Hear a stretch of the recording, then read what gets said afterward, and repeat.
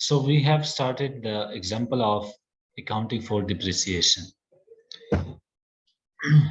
Here is the Cocoa firm which acquired two fixed assets for cash on 1st August 2005 for use in her part organizing business. A 25 years of lease on a shop for rupees 2 lakh and a furniture and fixture for rupees 4,000.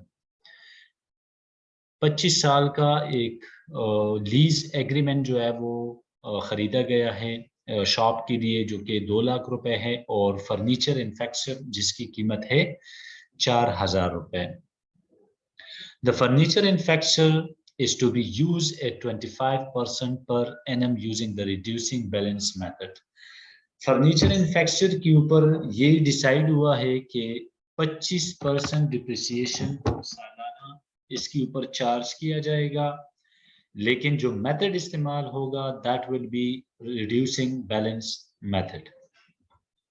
A full year depreciation is charge in the year of acquisition and none in the year of disposal.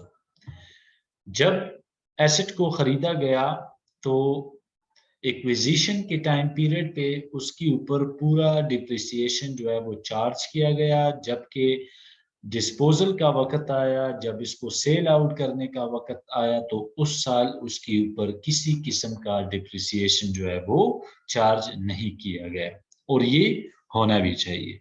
Now, what is the requirement of this question? Show ledger accounts. Ledger account आप show करें for the ending period 31st October. यहाँ पे आपको mention है कि जो आपका ending period है इस फर्म का या अकाउंटिंग पीरियड का जो एंड है वो किस टाइम पे होगा, 31st अक्टूबर पे. तो you are required to show the ledger accounts for the period 31st October 2005, then 31st October 2006 and 31st October 2007. 3 सालों का आपने लेजर अकाउंट का इफेक्ट आपने शो करना है कि इसके लेजर अकाउंट किस तरह बनते हैं. So let's go toward the solution. सबसे पहले अगर हम लीज की कैलकुलेशन करें और स्ट्रेट लाइन मेथड के तहत हम करें तो आपको याद होगा कि यहाँ पे हमने पिछले क्वेश्चन में हमने फार्मूला पुट किया हुआ था कि जो आपकी टोटल एसेट की वैल्यू होती है वो यानी कि लीज जो शॉप की लीज थी वो कितनी थी, 2 लाख रुपए. तो 2 लाख रुपए जो इसकी नेट वैल्यू है डिवाइड करें इसकी एस्टिमेटेड लाइफ के ऊपर, और रेजिजुअल वैल्यू चूंकि नहीं दी गई, अगर दी होती तो then formula will be cost minus residual value divided by the estimated life of the asset. तो यहाँ पे चूंकि हमारी रेजिजुअल वैल्यू नहीं है तो इसलिए हमने सिर्फ और सिर्फ कॉस्ट को डिवाइड किया हुआ है किसके ऊपर, 25 के ऊपर. ठीक है जी. तो यहाँ पे मैं यहाँ शो कर देता हूँ आपके लिए. तो यहाँ पे 2 लाख को तकसीम करें आप 25 के ऊपर, you will get the answer that is 8,000. Now, what is the meaning of 8,000? इसका मतलब ये है कि 8,000 रुपए का हर साल इसके ऊपर जो है वो क्या होगा, डिप्रिसिएशन चार्ज होगा. ये 2005 के लिए भी होगा, 2006 के लिए भी होगा और 2007 के लिए भी सिमिलर अमाउंट होगा, क्योंकि स्ट्रेट लाइन मेथड में हम पढ़ते हैं कि जो कैलकुलेशन आप करते हैं, जो डिप्रिसिएशन आप चार्ज करते हैं, वही अमाउंट तमाम जो जितना भी इसकी लाइफ होगी उस लाइफ के एंड तक जो है वो सेम अमाउंट ही चार्ज होगी. ठीक है जी. Each year respectively. इसी तरह से अगर बाकी साल का अगर आप करना चाहे 8, 9, 10, 11 up to the life of an asset, तो उस वक्त तक जो है वो अमाउंट आपकी सेम आएगी. तो ये तो आपका हो गया lease straight line. Under straight line method आपका डिप्रिसिएशन 8,000 रुपए.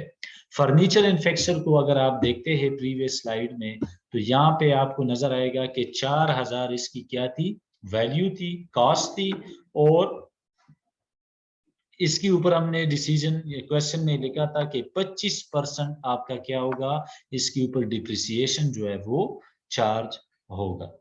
तो अब यहाँ पे अगर आप फर्नीचर इन्फेक्चर की बात करें तो यहाँ पे क्वेश्चन में आपको बताया गया था कि आपने इसको रिड्यूसिंग मेथड के जरिए से आपने क्या करना है, सॉल्व करना है।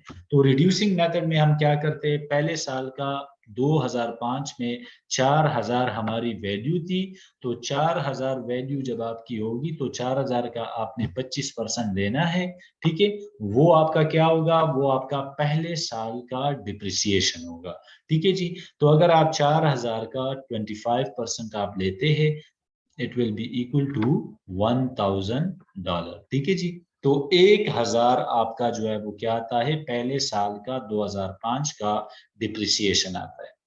अब 2006 के लिए आपने किस तरह करना है, याद रखिए जब आप रिड्यूसिंग बैलेंस मेथड की बात आप करते हैं तो जो नेट या जो वैल्यू एसेट की होगी उससे आपने प्रीवियस ईयर का जो अकमुलेटेड डिप्रिसिएशन होता है उसको आपने माइनस करना होता है।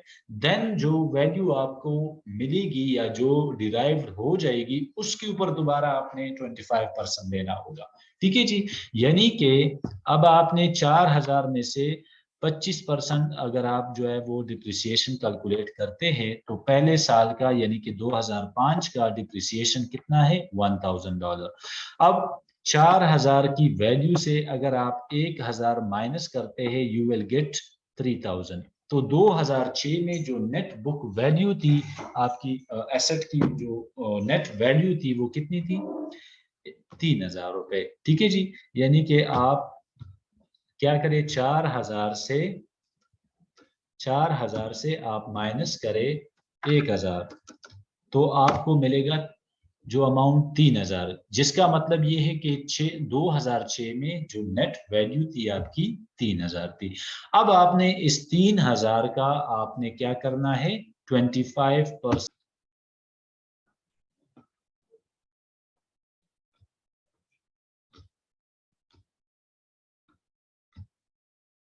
टैक्सी में 100, ये आपका 750 आ जाएगा, ठीक है जी। तो यहाँ पे जो दूसरे साल का आपका होगा,